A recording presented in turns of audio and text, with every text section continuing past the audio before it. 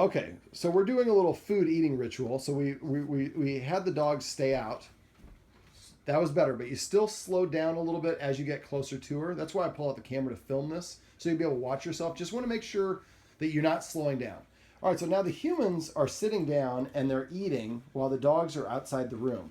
We got one dish right here, one over here. So the dogs, before, as soon as the food was down, were able to come over and eat it on their own.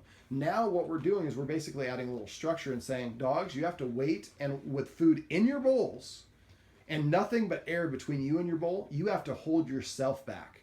And you're going to watch as the humans eat a couple chips. So all you have to do is, it doesn't have to be a big meal. A real meal is even better, but all it has to be is about 5 or more bites of food. So if you don't want to eat a lot, just eat 1 cracker and 5 bites. Now, once you're done, what we're going to do, especially if the dogs are equal, then I feed on whoever's challenging me less. So in this case, it would definitely be Callie. But Callie is the senior dog anyways. So we're going to invite Callie to come in. Now, the only time I don't hiss is when I have another dog eating. If I hiss at Kya and Callie's eating, Callie might interpret it's for her. Mm-hmm. Up.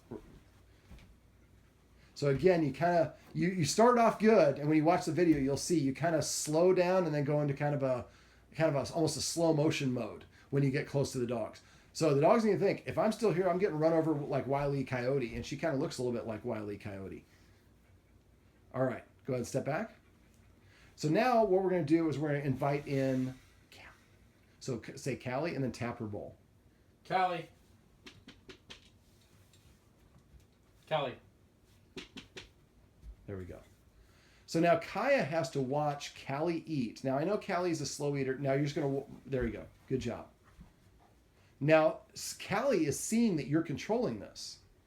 Now Callie is a slow eater, and she just laid down to say, yes, I'm going to take so long, I'm going to lay down. We're going to give her 3 minutes to eat. If she, there you go. Now that one, I would have just had you just stand up because you're a mirror. Now she's across the line, but she's respecting the principle of the exercise. But there you go. I'm getting the feeling she's going to kind of push. She gets across the line a little bit. She's going to keep on going. So you might want to set up 0 tolerance.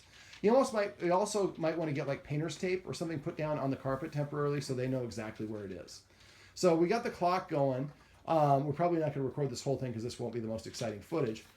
But keep yourself a clock, and after 3 minutes, you pick up her bowl, dump it back in, and then she has to leave the room. Okay. And then we invite Kya in, and Kya gets to eat without Callie being in the room either. Okay. So this way, both dogs see that they have to wait to eat until after the humans eat, and that they have to wait amongst themselves. They can't come in and try to intimidate or try to get Callie to eat faster so that I can eat my food. And I see that how Kya is breathing a little heavy. This is a little stressful for her. She's licking her lips a little bit as well. Now, she's not as stressed as she was before. Just stand up. There you go. So you were a little bit slow on standing up. Keep going. And again, don't tell her to sit. All we want her to do is just respect the boundary. Eventually, what will happen is she'll do it. Boom. And I know it seems like you're doing it a lot because this is so different than what you don't normally do, and eating has such a value for dogs. She's doing better than I thought she would. Now, within a week, they'll be sitting there waiting. I actually have one dog, my dog, who's named Callie, will sit there and let the puppy go and eat her food, and when I'm not in the room, and doesn't get up and move. She waits until she gets permission to eat. So this really gives you dominion over the food and really helps the dog respect you more as an authority figure. Now she's looking to see if that was better. You didn't slow down. That was the first time you didn't slow down. Now when you're moving away, I usually now this time just take left, right, back, and then stop in place. We're going to be a little bit more structured on our retreat. Go ahead. No, that's what I meant about just take a left foot, right foot, and stop in place. Then take a left foot, right foot again, and again. So when you do it and you stop in place, you're kind of punctuating what you're asking. When you move multiple steps away, it's like, oh, we're done. I can go back to doing what I want to do.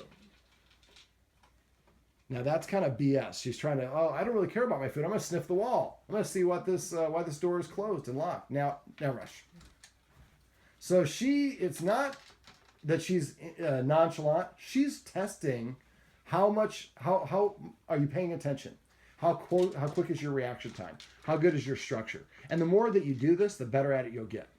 After a while, like I said, you won't even have to do it. You'll just you put the food down, you go out and you're making your own breakfast in the kitchen, and she just knows she's not allowed to go in there. All right, so this is how to feed. Is this faster than normal for Callie? No, okay. All right, but this is, we're at 5 minutes. So I'm going to cut this video here, but just adding structure to mealtime goes a long ways towards helping the dog respect you as an authority figure.